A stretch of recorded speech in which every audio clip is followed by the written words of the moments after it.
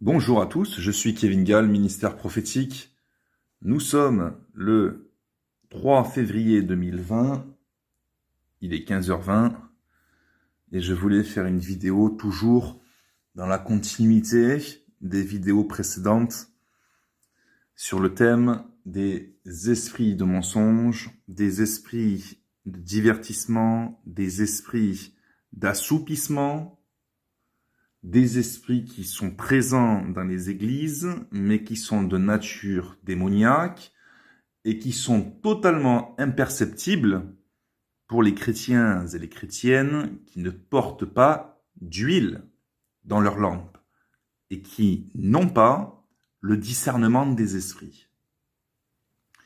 Nous sommes en campagne, en marche, en guerre, et nous allons récupérer des brebis perdues des églises qui cherchent des pasteurs fidèles à la saine doctrine et qui se sentent un petit peu seuls et abandonnés et qui ressentent en elles le besoin de crier la vérité. Eh bien, si c'est votre cas, vous êtes bienvenus et je vous invite à prendre votre cheval et à vous joindre à cette armée du Seigneur en vous rangeant derrière le cheval du Seigneur Jésus-Christ, puisque d'un point de vue prophétique, nous sommes en campagne de délivrance des églises, contre qui? Non pas contre la chair et le sang, mais contre des puissances démoniaques, contre des dominations, des principautés, des esprits méchants sataniques qui agressent l'église en cette fin des temps et qui véritablement travaillent dans le domaine de l'apostasie. Il ne faut pas qu'il en soit ainsi. Dieu n'appelle aucunement ses serviteurs et ses servantes à être dans l'assoupissement, dans le divertissement, dans l'aveuglement, dans la surdité, mais au contraire, le Saint-Esprit nous exhorte à être dans une bonne attitude, veiller et prier sans cesse, et bien évidemment de connaître parfaitement la saine doctrine, de manière à ne pas nous laisser surprendre, notamment par les fausses doctrines, mais également ne pas nous laisser surprendre par l'avènement du Seigneur, que le Seigneur puisse nous trouver debout et non assoupis, en train de ronfler et vaincus par le diable en ayant Christ sur les lèvres. Il ne faut pas qu'il en soit ainsi, donc une armée se lève et elle va se lever et nous allons faire le travail du Seigneur. Nous allons faire ce que les faux circoncis, les méchants dans l'Église, les traîtres du Seigneur refusent de faire, et nous allons même leur résister en face, puisque là où eux, ils voient un esprit de pharisien, là où eux, ils voient un esprit de juge, Dieu voit, lui, un esprit prophétique en train de faire, oui, un ménage et un travail de libération. Et je vous invite à lire les lettres aux églises, dans Apocalypse, notamment chapitre 2, pour comprendre ce que c'est que l'esprit prophétique de Dieu, qui lui ne rigole absolument pas. Il y a des promesses de bénédiction, il y a des promesses de malédiction et des menaces de perte de salut, de perte de récompense, certes, mais également de perte de salut en cas de désobéissance. Quand Dieu met en lumière les mauvaises œuvres dans les églises, les hérésies, les fables, les fausses doctrines, les esprits d'égarement, d'assoupissement, les esprits de mensonge, il faut se repentir. Et il faut le faire sans tarder. On ne se moque pas de Dieu, et nous ne sommes pas là pour nous moquer de Dieu, mais pour renverser les pieux sacrés, pour remettre la vérité à sa place, et pour que l'Église devienne réellement une lumière dans les nations. Pour continuer sur le thème des esprits démoniaques, en l'occurrence des esprits d'assoupissement, je vous invite à marcher avec nous sous l'onction du Saint-Esprit à la lumière de la parole de Dieu. Et je voulais faire cette vidéo sur un thème précis qui est la gourmandise et les excès de table. Quelqu'un dira, oui, la parole de Dieu nous explique de faire très attention à la gourmandise et aux excès de table. Et quand vous posez la question à ces chrétiens, mais pourquoi est-ce que la parole de Dieu nous dit de faire attention à la gourmandise et aux excès de table? Il n'y a pas de réponse sage. et inspiré selon la vérité pour dire « Ah oui, effectivement, c'est très dangereux ». Quand vous posez cette question, la plupart des personnes n'ont pas de réponse donnée, qui sont claires et inspirées de Dieu, du Saint-Esprit, qui prouvent dans leur réponse qu'ils ont compris pourquoi c'est dangereux. Et pourtant, la parole de Dieu, elle est claire sur ce thème. Nous sommes en lutte et en guerre contre les esprits d'assoupissement dans les églises, et je vous dis que ces esprits d'assoupissement dans les églises viennent également par l'intermédiaire des acceptables et du péché de gourmandise. On donne accès au diable avec des esprits d'assoupissement qui entachent l'onction, qui voilent l'onction, qui étouffent l'onction de Dieu. Et les acceptables, non seulement ça voile, ça étouffe, ça entache, ça restreint l'onction de Dieu, mais ça donne accès à d'autres esprits, des esprits d'assoupissement. Et les esprits d'assoupissement travaillent également avec les esprits de mensonge. Et oui, parce que le mensonge, avant qu'il puisse entrer, et avant qu'il puisse être détecté dans les églises, il y a un esprit qui travaille, c'est celui de l'esprit d'assoupissement, l'esprit d'endormissement, qui ferme les yeux spirituels, qui étouffe l'esprit de discernement des esprits. L'esprit de Dieu, l'onction de Dieu, l'onction de discernement des esprits est étouffée par des esprits d'assoupissement qui entrent par les acceptables. Et la gourmandise. C'est pour ça que c'est dangereux. Puisque nous sommes spirituels, à partir du moment où vous marchez par la chair, vous marchez par la gourmandise et les acceptables. Qu'est-ce qui se passe d'un point de vue spirituel? Vous êtes en train d'étouffer l'esprit prophétique de Dieu et l'esprit de discernement de révélation. Si vous marchez par la gourmandise et les acceptables au lieu de marcher par le jeûne et la prière, vous allez faire entrer des esprits d'assoupissement qui vont voiler et éteindre le chandelier de Dieu dans l'église, qui vont étouffer et enlever l'huile, l'onction. Et donc vous allez commencer à reconnaître des faux feux comme étant des vrais feux. Voilà. Vous allez vous tromper, il y aura de la confusion.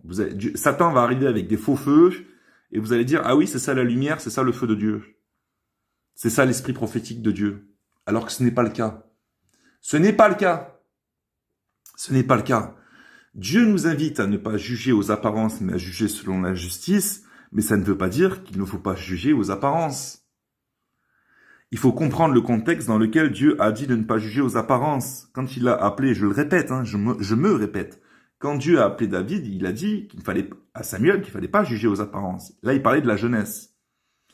Qu'un homme peut être jeune et être appelé par Dieu parce qu'il a un cœur selon Dieu. C'est dans ce sens qu'il ne faut pas juger selon l'apparence.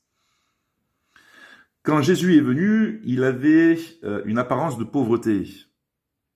Il ne portait pas sur lui des vêtements somptueux. Ce n'était pas quelqu'un qui respirait, qui dégageait la richesse. Il se faisait roi. On disait de lui que c'était un roi. Lui-même, il était OK pour qu'on croie qu'il était le roi du ciel. Mais les pharisiens qui étaient voilés, qui ne comprenaient pas ces choses, s'attendaient à voir un Messie glorieux et qui allait gouverner sur un trône comme le pape, si vous voulez, comme Salomon. Ce qui n'était pas le cas, puisque Jésus est venu avec ses vertus et sa saine doctrine, son évangile, qu'il faut respecter dans les assemblées. Et j'aimerais vous dire déjà que Jésus lui-même, ce n'était pas quelqu'un d'épais, dans le sens que ce n'était pas quelqu'un qui avait de l'embonpoint, tout comme Jean-Baptiste d'ailleurs, tout comme les vrais prophètes de Dieu. Vous prenez Daniel, c'est quelqu'un qui aimait se nourrir de légumes. Il évitait les excès de viande. D'ailleurs, il évitait même les viandes tout court. Vous avez des prophètes qui touchaient même pas aux viandes. Et dans le Nouveau Testament aussi, depuis 2000 ans, Dieu a dû susciter des prophètes et des apôtres, puisque le Saint-Esprit s'est pas arrêté à l'apôtre Paul. Il a continué à travailler par l'intermédiaire d'autres serviteurs qui ne sont pas donnés dans la Bible. Mais l'onction prophétique ou l'onction apostolique, bien évidemment, condamne les acceptables, continue de condamner les excès de la chair, les acceptables venus par les œuvres de la chair, pardon. Alors j'aimerais sortir des textes bibliques pour vous montrer que ce que je suis en train de vous expliquer, c'est pas tiré du néant. Vous allez dans Proverbes, chapitre 23, verset 19. « Écoute mon fils et sois sage. » Donc là, c'est le père qui parle. Dirige ton cœur dans la voie droite. Ne sois pas parmi les buveurs de vin, parmi ceux qui font excès des viandes. Car l'ivrogne et celui qui se livre à des excès s'appauvrissent. Et l'assoupissement fait porter des haillons. On ne parle pas ici que d'un assoupissement physique. Vous savez, on mange bien, bon, une fois qu'on a bien mangé, hop, on a envie de faire la sieste parce qu'on a bien mangé. Bien évidemment, ça parle d'assoupissement physique, mais ça ne parle pas que d'assoupissement physique. Il y a aussi quelque chose de spirituel à comprendre derrière. Galates, chapitre 5, verset 19. Or, les œuvres de la chair sont manifestes. Ce sont l'impudicité, l'impureté, la dissolution, l'idolâtrie, la magie, les inimitiés, les querelles, les jalousies, les animosités, les disputes, les divisions, les sectes, l'envie, l'ivrognerie, les excès de table et les choses semblables. Je vous dis d'avance, comme je l'ai déjà dit, que ceux qui commettent de telles choses n'hériteront point le royaume de Dieu. Alors, vous savez, en tant que chrétien, on pense à beaucoup de choses. On pense à l'impudicité, on pense à la colère, on pense au non-pardon, on pense à beaucoup de choses, mais on ne pense pas aux excès de table. Pourquoi est-ce qu'on n'y pense pas? Tout simplement parce qu'on pratique les excès de table.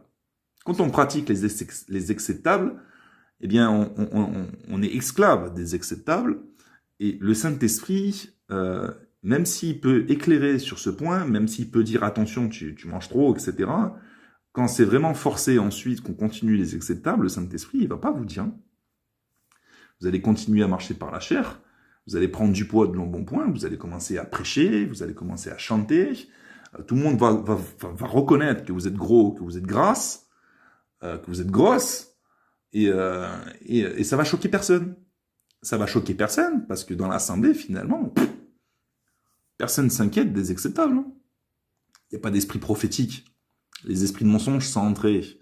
Les esprits d'assoupissement sont entrés. Il n'y a personne qui va se lever et crier sur les toits que les excès de table sont condamnables au plus haut point, et que tous ceux qui sont établis sont des gros, sont des grosses. Alors, il y a quelqu'un qui va se lever, qui va dire, bon, le maquillage, c'est interdit. Les gros bijoux, tout ça, là, c'est interdit. Les vêtements somptueux, c'est interdit. Bon, maintenant, dès qu'il va se lever pour dire, bon, arrêtez, vous chantez, vous êtes tous des grosses vaches, qu'est-ce qui va se passer? On va être taxé de pharisiens. Alors que c'est la parole de Dieu qui le dit. Il faut descendre de l'estrade. Voilà, vous êtes destitués. Aux yeux, vraiment, de la saine doctrine, selon l'apôtre Paul, il nous faut arrêter d'établir n'importe qui, n'importe quoi. Mais c'est pas que dans l'église, hein, c'est sur Internet. Maintenant, n'importe quelle femme se met toute maquillée avec des bijoux et tout ça, veut l'enseigner, mais quand on les regarde, ce sont des grosses. Elles aiment manger. Il n'y a que ça, des excès de table. C'est vraiment dans la coutume et dans la tradition. Mais les pasteurs aussi, ils sont gros. Vous allez en Afrique, il n'y a que des gros. On va vous dire, ouais, il y a des problèmes de thyroïde. Et vous voulez faire croire du mensonge au Seigneur, comme si le Seigneur, il était aveugle. Comme si on pouvait tromper Dieu. Il n'y a pas qu'en Afrique, hein, je suis d'accord. Hein. Mais ce que je veux dire par là, c'est que Dieu se soucie de la manière dont vous entretenez votre corps. Parce que Dieu lutte et combat par le Saint-Esprit à sanctifier votre corps. Pas que votre esprit et votre âme. Le corps. Et si le corps n'est pas sanctifié, et si c'est visible qu'il n'est pas sanctifié, quand on vous dit de vous dépouiller de vos bijoux, de vos maquillages, de vos vêtements somptueux et de votre graisse, et que vous continuez à prêcher et à louer le Seigneur comme si rien n'était, on vous dit, l'Esprit vous dit, je viens de vous lire la parole de Dieu, vous n'hériterez pas le royaume de Dieu. Personne qui nous croit. Il n'y a personne qui nous croit. On vous dit ces choses, on est taxé de pharisiens. C'est visible, c'est perceptible. Ah, mais Dieu juge au cœur. Il ne regarde pas les apparences. Vous tordez la parole de Dieu. Les esprits de mensonge sont rentrés pour tordre la parole de Dieu. Eh oui, tu peux être destitué par un apôtre et un prophète de Dieu, un vrai, rien que parce que tu manges trop, et que ça se voit, et que c'est une honte. Devant Dieu. Devant Dieu! Les hommes, eux, ils voient rien, hein, ils sont aveugles. Quand on fait le cirque dans l'église, on voit rien. Vous verrez rien. Vous allez continuer de chanter, tout le monde va descendre dans le séjour des morts pour désobéissance à la saine doctrine. Tout le monde s'en fout maintenant, c'est la fin des temps. La saine doctrine, personne ne la respecte. C'est Jésus sauve, Jésus guérit, Jésus délivre, Jésus donne un travail, Jésus donne le mariage, et hop, c'est l'enlèvement. Et tout le monde est content. Dieu m'a montré que les églises descendent dans le séjour des morts. Je ne me suis pas levé de moi-même, je vous dis la vérité, je vous donne les textes bibliques, vous allez le tordre.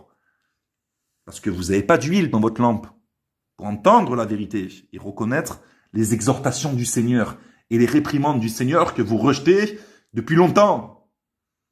La colère de Dieu, elle arrive. Vous n'échapperez pas à la colère de Dieu parce que vous êtes rebelles.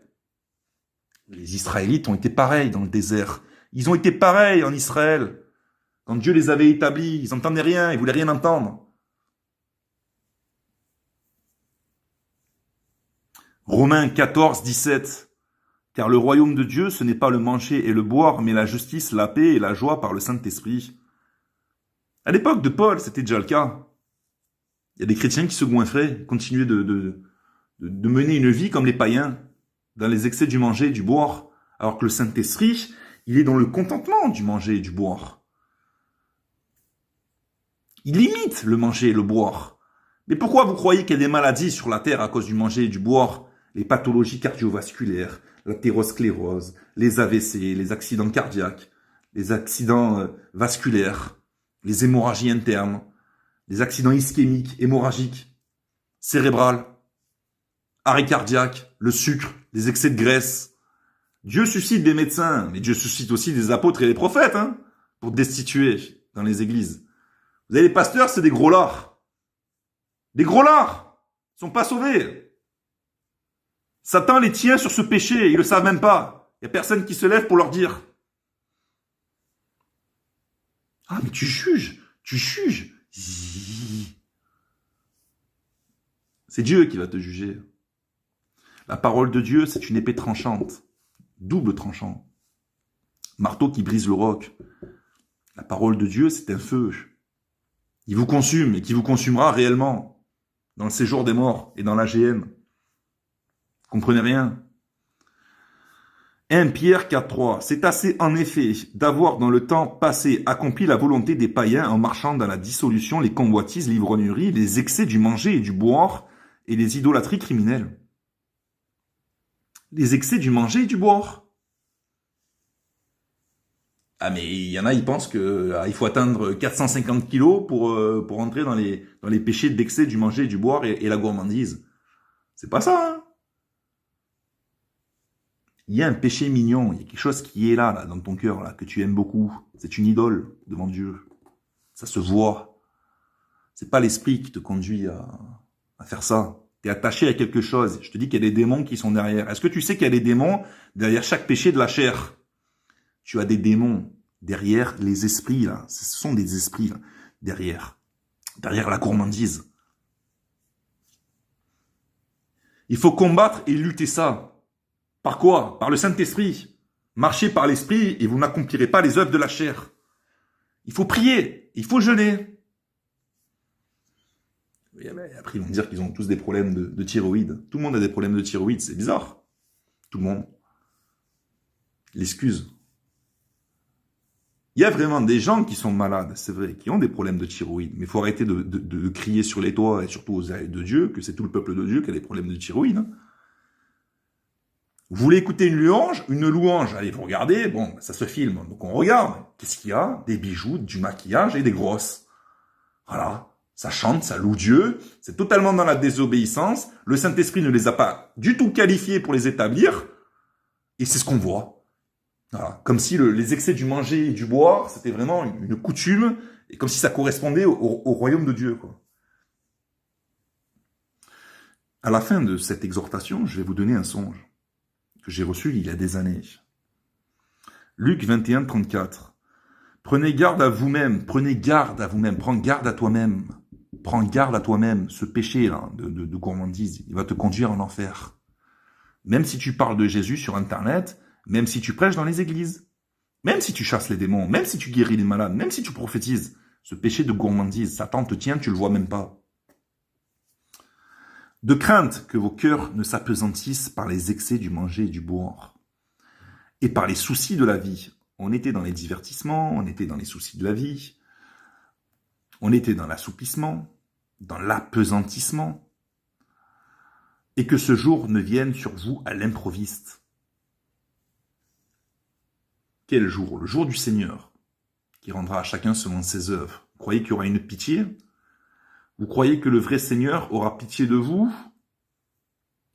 Quand il reviendra, quand vous allez mourir, et que vous ne vous serez pas repenti de ce péché de gourmandise, vous croyez que Dieu va vous le pardonner une fois que vous serez mort? Vous croyez qu'il y a un purgatoire aussi? Ce sera trop tard. Ah, t'exagères, t'es méchant, t'es un pharisien, tu juges tout le monde, tu condamnes tout le monde. C'est la parole de Dieu que je vous donne. Je vais vous donner un songe que le Seigneur m'a donné. Il y a plusieurs années, j'en ai parlé sur Internet, j'en avais parlé dans les églises partout où je suis allé pour prêcher. Dans cette vision, j'étais dans un bar. Et il y avait un monsieur qui était âgé, environ 50, 60 ans. Il avait un pantalon, qui avait une ceinture, et il y avait une chemise. Sa chemise était rentrée dans le pantalon, et il avait de l'embonpoint. Et ses cheveux étaient un peu grisonnants. Et je me suis aperçu, en fait, j'avais par révélation dans le songe, que ce monsieur était un pasteur. Et ce pasteur était dans un bar. Et il aimait bien prendre son petit verre de vin, ou il aimait bien prendre son petit plat préféré. Et Dieu m'a montré le sort qui était réservé à des pasteurs qui se livraient à des péchés de gourmandise, à des habitudes mauvaises au sujet de l'alimentation. Dans les excès et dans les mauvais aliments. Quand je dis des mauvais aliments, c'est vraiment des choses qui souillent le corps. Alors tu vas dire, oui, mais Jésus a dit que c'est pas ce qui rentre qui souille, c'est ce qui sort. Et oui, mais ça veut pas dire qu'il faut manger n'importe quoi. Parce que si tu manges que de la graisse, ça va pas plaire à Dieu. Et oui, tu vois bien qu'il y a des maladies, on en revient sur ça. Donc il faut que tu manges sainement. Il faut que tu manges sainement quand même. C'est pas parce que Dieu a dit dans Marc 16 que les breuvages mortels, ça nous fera aucun mal, qu'il faut boire des breuvages mortels volontairement. Faut pas tenter le Seigneur en vérité. Là, c'était dans le cadre de la sorcellerie, c'était dans le cadre où des péchés involontaires sur ce qu'on mange. Là, oui, ça nous tue pas. Mais quand on va vraiment chercher le diable, quand on lui donne le bâton pour nous battre, quand on se livre aux graisses et aux sucreries, ben, je te dis que tu rentres dans les péchés maintenant qui sont volontaires. Tu es en train de souiller le temple de Dieu. Et ça, c'est pas bon. Tu es en train de le détruire. Tu ne le sais pas, on t'a pas prêché ces choses, on t'a pas enseigné sur ces choses, on t'a jamais exhorté sur ces choses. Maintenant, tu es enseigné, tu es exhorté, tu n'as plus d'excuses.